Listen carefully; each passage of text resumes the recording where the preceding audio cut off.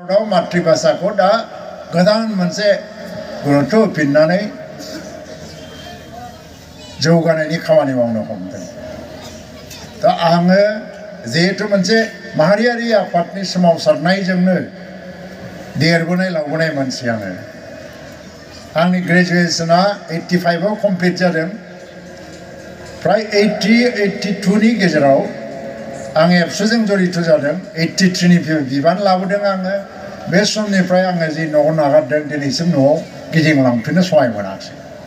बिमा बिफा गैला, रावबो गैला आरो आंनि जिबना साख्रि नागिरनायावबो थाङाखै, बेफार खालामनायावबो थाङाखै, सारा जिबना आन्दलनाव थांबाय। दिनै मिनिस्टार जाफैदोंब्लाबो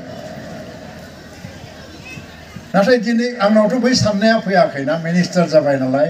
नाथाय जोङो हय लेक्सार होनायाव गुबुन हारिखौ सासे मिनिस्टारा गुबुन हारिनि सोमोन्दैबो बुंनांगौ हिसाबै जों मालाबा एसामिस हिन्दी रायलायो, खिन्थु आंनि मेइन सर्सआ जेला आं लेखा लिरो, आं खन्थाइ लिरो, बे बर' रावजों लिरो, आं गुबुनजों लिरा। दा बेनो जाहैबाय मानसि सासेनि रावनि प्रति थानाय मोनसे मोजां मोननाय। दा गरेस्वराबो मोनसे जाखांबोनाय टाउन, बेयावबो बिउटि पार्लार फैबाय नङा होमबा? एसे एसे फैना फैयाखै? बिउटि पार्लार दङ। बिउटि पार्लारा गाज्रि जिनिस नङा, जोंसो गाज्रि ओंथियाव लायो। थ' मानसिफ्रा बेवहाय मडार्नाइजेसननि बार फैबाय।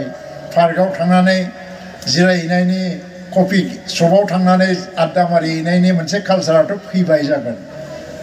दा जोंनि बर' सेंग्राफोरा, बर' सिख्लाफोरा मालाबा मा सानो जे कफि शपआव थांनाय माने इंलिसाव रायलायनांगौ, शपिं मलाव थांनाय माने इंलिसाव रायलायनांगौ, आरो शपिं मलाव थांनाय माने इंलिस नङाबाबो हिन्दीआव रायलायनांगौ। रायलाय, बे सर्सा खालामनाया मोजां। गावनि लोगोनि गेजेराव जिखुनु लेंगुवेजखौ सर्सा खालामनाया मोजां। नाथाय नोङो गावनि रावखौ गारनानै थांद्रायनो नाङा।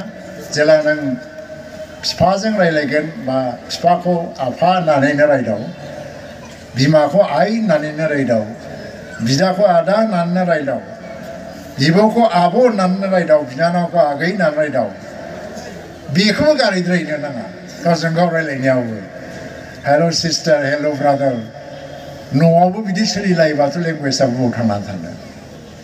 दा बेनिखायनो बे स्ल'गानखौ आङो पिकआप खालामदों।